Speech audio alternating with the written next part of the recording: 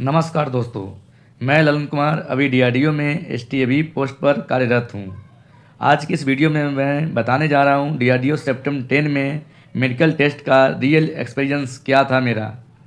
मैं बताऊँगा कि मेडिकल में क्या क्या चेक होता है, साथ ही साथ किस किस बात पे रिजेक्ट हो सकते हो आप, और मेडिकल टेस्ट के लिए एक तरह से कैसे प्रिपरेशन करें। तो दोस्तों, मेडिकल टेस्ट का एक तरह से मेन जो पर्पस होता है कि आप गवर्नमेंट सर्विस के लिए मेडिकली फिट हो या नहीं। तो इस चीज़ों के वेरिफिकेशन के लिए आपको मेडिकल टेस्ट कराया जाता है। तो दोस्तों, देख सकते हैं कि ये जो आप पीडीएफ देख रहे हैं, ये जो स्लाइड है, इसमें देखते हैं क्या लिखा हुआ है। तो इसमें लिखा हुआ है, ये है कि the candidate who have shortlisted in September 10 या DRTC STB post result need to be adhere the following instruction. तो मेरा क्या था कि CBT 1 का रिजल्ट आ चुका था, उसके बाद CBT 2 का भी रिजल्ट हो गया था, और हम लोग वेट कर रहे थे कि कब हमारा एक तरह से डॉक्यूमेंट वेरिफिकेशन होगा।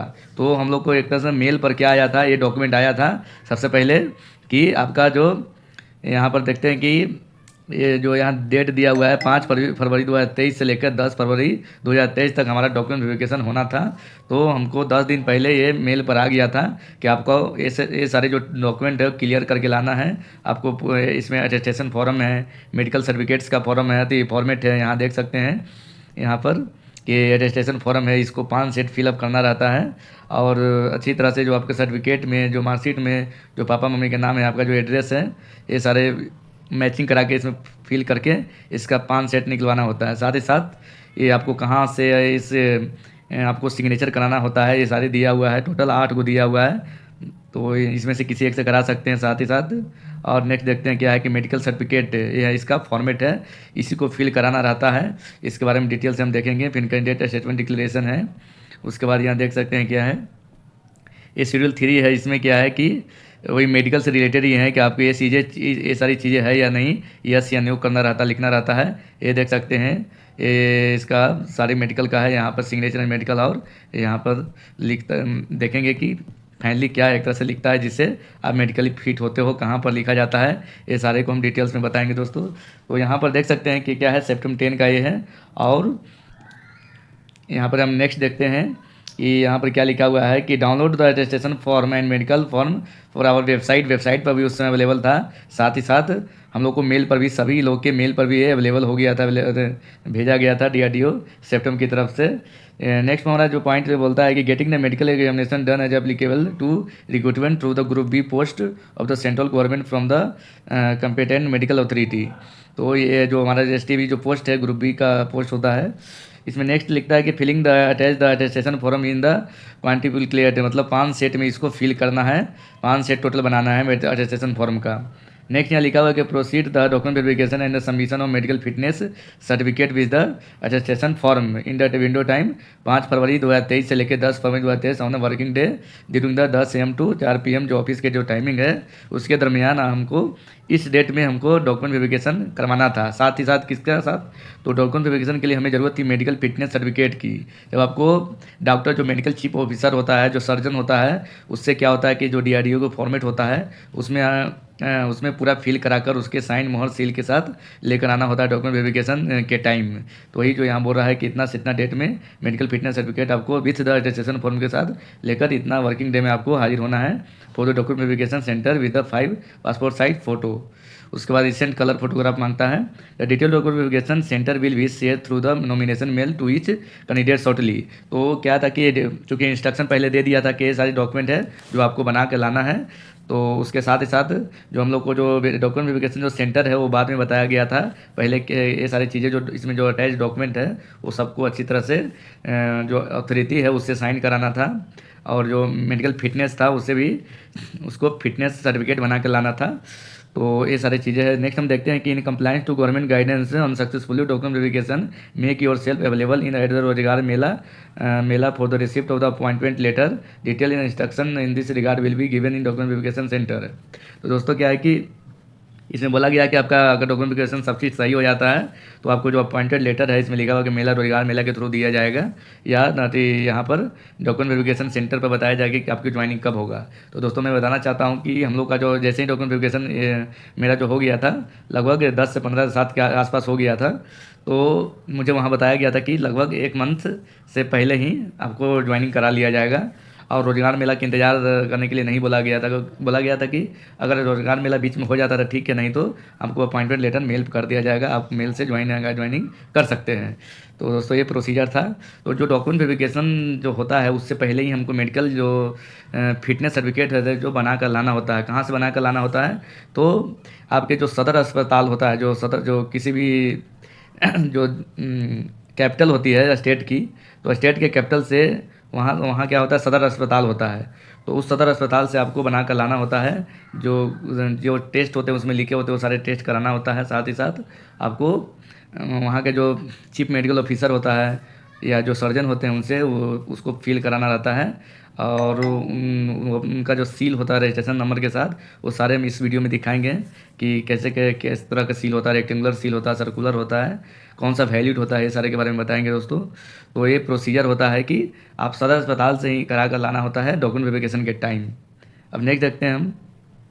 तो नेक्स्ट दोस्तों देख सकते हैं कि ये स्टेशन फॉर्म है, साक्ष्यांक फॉर्म होता है, जिसे कि आप इसका 5 सेट फिल करना होता है। इसमें आपको फ़ोटो चिपकाना रहता है, और ये पूरा जो डिटेल्स है, जो आपका नाम हो गया, वर्तमान एड्रेस हो गया, तो ये सारी चीज़ को भरकर इसका 5 सेट बनाना होता है। ये पूरा अपना डिटेल्स होता है जो सब कुछ चीज़ों को फिल करना होता है। फिर यहाँ देख सकते हैं क्या क्या है, जन्म स्थान हो गया, आपका धर्म, रिलीजन, आपने जो विद्यालय के 15 वर्ष की आयु में शिक्षा प्राप्त करने के लिए जो योग्यता की है उसके सारे डिटेल्स जो क्या क्या किया है, ये पूरा डिटेल्स बना रहता है। 10th कब किया, 12th कब किया, ग्रेजुएशन किया, जितने भी क्वालिफिकेशन आपने किया सब फिल करना रहता है। नेक्स्ट हमारा क्या है देख सकते हैं, are you holding the any time to appointed under the central government, मतलब आप कभी जॉब किए हैं या जॉब में हैं तो कहाँ से कितना जॉब में है, सब डिटेल्स देना पड़ता है। यहाँ देख सकते हैं नेक्स्ट है कि आप कभी गिरफ्तार किया गया है, मतलब पुलिस वेरिफिकेशन के लिए ये डिटेल दिया जाता है कि आपको कभी मुकदमा चलाया गया है, यस या नो। तो जो रहता है यहाँ पर उस पर क्लिक करना रहता है, अगर यस है तो यस, नहीं तो नो। तो चूँकि नो ही क्लिक करना रहता है क्योंकि आपका पुलिस वेरिफिकेशन कराना होता है। तो यहाँ पर नेक्स्ट देख सकते हैं कि आपके इलाके में आपके जो 2 जानकार व्यक्ति है उनको यहाँ पर उनका नाम और डिटेल्स एड्रेस देना पड़ता है। तो चूँकि हम अपने दोस्तों के साथ पढ़ते थे तो उन्हीं 2 दोस्त से फिल करा लिए थे, 2 दोस्त को। साथ ही साथ यहाँ आपका सिग्नेचर करना होता है। तो ये हो गया स्टेशन फॉर्म। उसके बाद हो गया आइडेंटिटी सर्टिफिकेट। तो आइडेंटिटी सर्टिफिकेट में क्या होता है दोस्तों कि इसमें है कि यहाँ देख सकते हैं कि प्रमाण पत्र निम्नलिखित से द्वारा हस्ताक्षर कराया जाएगा। यहाँ देख सकते हैं क्या लिखा हुआ है इसमें कि आप किससे सिग्नेचर ले सकते हैं। तो प्रमाण पत्र निम्नलिखित एक के द्वारा हस्तांतरित किया जा सकता है, जैसे केंद्रीय या राज्य सरकार के राजपत्रित अधिकारी जो गजटेड ऑफिसर होता है उनसे करा सकते हैं। साथ ही साथ जो मेंबर ऑफ पार्लियामेंट हो गया, जो स्टेट या लेजिस्लेटिव या बिलोंग टू कंस्टिट्यूंसी जो पार्लियामेंट हो गया, या उसकी सब डिवीजन एसडीओ से करा सकते हैं। उसके बाद आपको सीईओ से करा सकते हैं। तो सबसे बढ़िया हमने जो चुना था दोस्तों कि प्रिंसिपल, हेड मास्टर, रिकॉग्नाइज्ड जो स्कूल इंस्टीट्यूशन, आपके जो कॉलेज होंगे उनके जो प्रिंसिपल होंगे उनसे सबसे बढ़िया होता कराना। तो क्योंकि इसमें जो स्टेशन फॉर्म होता है उसमें जो लिखा रहता है कि आप जो लास्ट एजुकेशन किए हैं वो वहाँ से आपको सिग्नेचर मोहर या सील करा के आना होता है। तो ये हो गया, आगे होगा इसमें। अब इसमें नेक्स्ट देखते हैं दोस्तों। ये तो हो गया सिग्नेचर के लिए। तो यहाँ देख सकते हैं कि हाँ ये सिग्नेचर कहाँ है, तो ये पहले डिटेल दिया हुआ है। तो साथ ही साथ यहाँ पर आपको पूरा डिटेल फिल करना होता है। यहाँ पर देख सकते हैं कि यहाँ पर लिखा कि certified that I am known the Shri, अपना आपका नेम यहाँ पर आ जाएगा, और आपका पिताजी का नाम, पिछले कितने सालों से या कितने महीनों से आपको जान रहे हैं फॉर द लास्ट ईयर। वो जो कॉलेज के जो मुंशी होते हैं वहीं इसको फिल करते हैं। उसके बाद वहाँ का प्लेस और तारीख लिख के यहाँ पर प्रिंसिपल साहब का सिग्नेचर और वहाँ पर जो मोहर होता है गोल वाला वो यहाँ पर मारा जाता है। तो दोस्तों ये हो गया स्टेशन फॉर्म का। उसके बाद हम नेक्स्ट यहाँ देखते हैं मेडिकल सर्टिफिकेट। तो ये हमारा आ गया मेडिकल सर्टिफिकेट। यहाँ देख सकते हैं कि ये मेडिकल सर्टिफिकेट का फॉर्मेट होता है। तो यहाँ पर देख सकते हैं इसमें क्या क्या फिल करना रहता है।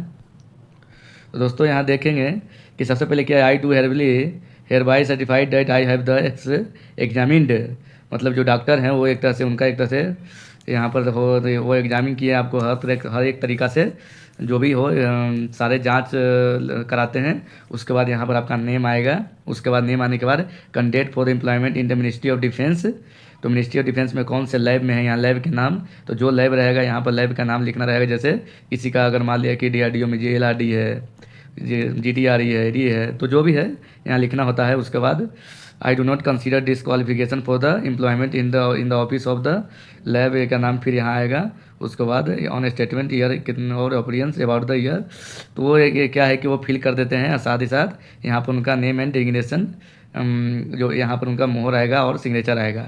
फिर यहाँ पर देख सकते हैं कि certified signature individual medical officer was obtained in my presence, तो फिर उनका एक और आएगा name of the designation with medical officer, यहाँ पर भी आता है। तो यहाँ पर फिर नेक्स्ट क्या है, certified signature individual medical officer has been verified with the code भी इज द सर्विस बुक।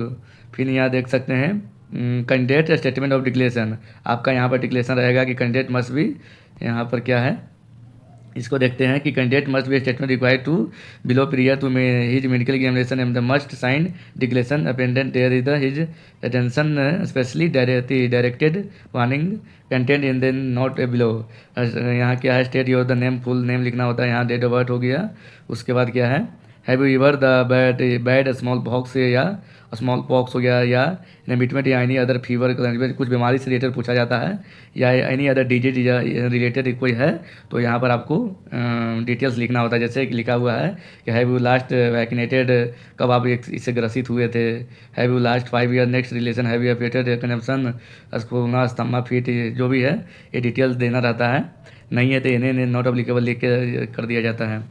फिर इसमें क्या है कि father as if living and asset health, तो यहाँ पर फादर का जो अभी है आपको एज लिखना रहता है। उसके बाद और कोई उनको डेट हो गया तो उनको काउज लिखना होता है। फिर मदर के लिए होता है।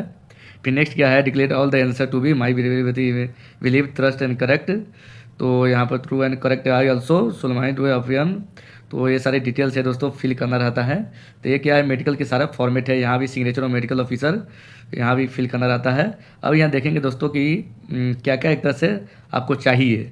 तो आपको जो चाहिए यहाँ पर देख सकते हैं कि सबसे पहले क्या होता है कि यूरिन जांच होता है। जैसे ही जाएंगे तो आपको यूरिन जांच करवाएगा, यूरिन जांच हो गया। उसके बाद एल्बुमिन होता है, तो ये जनरली एल्बुमिन यूरिन में ही आ जाता है। तो जब यूरिन जांच करेगा तो पूरा हो जाता है यूरिन, फिर एल्बुमिन हो जाता है। उसके बाद आपको शुगर टेस्ट करेगा।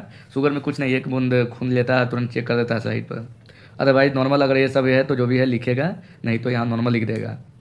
विजुअल एक्यूरेसी के लिए क्या है कि आँख जांच करता है। आँख में आपका यहाँ क्या है कि -2 से -2 डायोप्टर से +2 डायोप्टर तक एक्सेप्टेबल है।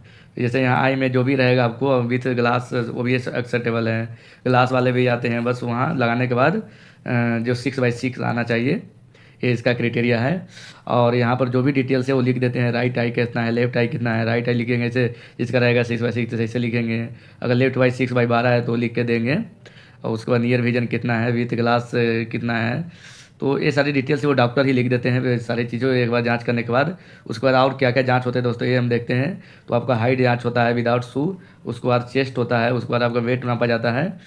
तो ये सारी चीज़ें हो गया। उसके बाद जो मेन जो चीज़ें होती है दोस्तों ये होता है कि मेन क्या होता है कि आपको यहाँ देख सकते हैं। ये सब होने के बाद फाइनली जो आपको लिखा जाता है स्टेट विद द कैंडिडेट की क्या एक तरह से स्थिति है, तो fit for the field service. अगर यहाँ लिख दिया yes fit for the field service तो आपका क्या है ओके हो गया, कोई दिक्कत नहीं है। आप डॉक्यूमेंट वेरिफिकेशन के टाइम जाएंगे और वहाँ पर ये चीज़ों को भी मांगा जाता है, क्योंकि सारे जो चीज़ें आपको हॉस्पिटल में सदर अस्पताल में देख लिया जाता है, उसके बेसिस पर ये तैयार किया जाता है। तो डॉक्टर अगर फिट लिख दिया तो चलिए कि आपका वो फिट हो गया। यही चीज़ों को वहाँ DRDO में जांच किया जाता है। Name and designation with the medical officer, यहाँ उनका जो सर्कुलर जो सील होता है दोस्तों वो माना जाता है, उनका सिग्नेचर यहाँ पर किया जाता है, वो करते हैं। तो ये दोस्तों हो गया कि आपको मैंने जो जांच किया जाता है, शुगर जांच, यूरिन जांच, आँख जांच किया जाता है, हाइट जांच किया जाता है, चेस्ट देखा जाता है, वेट देखा जाता है, और शुगर वगैरह ये सब चीज़ें जो जांच किया जाता है। बाकी ये सारी चीज़ों को आपको खुद फिल करना रहता है। और यहाँ पर देख सकते हैं। तो ये था दोस्तों दो मेडिकल का हमारा एक तरह से फॉर्मेट। इस फॉर्मेट को आप जब सदर अस्पताल में लेकर जाएंगे तो कुछ बेसिक जो जांच होती है वो जांच करता है। ECG भी किसी किसी को जांच करता है जिसका हार्ट बीट ज़्यादा होता है, हार्ट बीट भी जांच कर दिया जाता किया जाता है वहाँ। यहाँ पर देख सकते हैं कि ENT भी जांच करता है, लेकिन इसमें लिखा नहीं है, लेकिन वो एक्चुअली में जांच कर लेते हैं। ENT में जैसे नाक होती है, ईयर हो गया, कान पर देख लेते हैं, नाक देख लेते हैं, तीत देख लेते हैं, तो ये सारी चीज़ें भी देख लेते हैं। और उसके बाद ये रिपोर्ट तैयार कर देते हैं, आपको फिल करके और मोहर लगा के दे देंगे। यहाँ पर देख सकते हैं दोस्तों कि ये क्या है, ये सिविल सर्जन का जब हम उस समय कराया था हमने, जब मेडिकल से जो सर्टिफिकेट का जो फॉर्मेट है वो फिल कराया था, तो ये हमने दिया था उस समय। यहाँ देख सकते हैं कि यहाँ जो लिखा हुआ है कि सिविल सर्जन कम, जो डेट दिया हुआ है 3/2023 का दिया हुआ है। ये जो नेम एंड मेडिकल ऑफिसर यहाँ पर लिखा हुआ है, विथ रजिस्ट्रेशन नंबर लिखा हुआ है। और जो जो सील होता है, जो यहाँ पर गवर्नमेंट कॉलेज में जैसे सर्कुलर रहता है, यहाँ पर वो जो सील मारे थे, यहाँ पर देख सकते हैं रेक्टेंगुलर सील था, तो ये भी चलता है रेक्टेंगुलर सील, और सर्कुलर सील कॉलेज में चलता है। तो यहाँ पर लिखा हुआ है क्या, देख सकते हैं chief medical officer and civil surgeon cum. ये पटना बिहार, हमने पटना के जो सदर अस्पताल है ना, वहाँ से हमने कराया था। तो पटना बिहार में चीफ मेडिकल ऑफिसर और सिविल सर्जन उनसे कराना होता है। ये चीज़ों को फिल करके वो जो डॉक्यूमेंट वेरिफिकेशन होता है उस टाइम लेकर आना होता है। तो दोस्तों ये था हमारा डॉक्यूमेंट वेरिफिकेशन और मेडिकल फॉर्मेट जो आपको डॉक्यूमेंट वेरिफिकेशन के टाइम लगता है। तो आप लोग ज़्यादा घबराइए नहीं, मेडिकल एक तरह से सदर अस्पताल से ही करा कर लाना होता है। तो आप लोग अच्छी तरह से तैयारी कीजिए सितंबर 11 के। बस मिलते हैं नेक्स्ट वीडियो में, तब तक के लिए जय हिंद।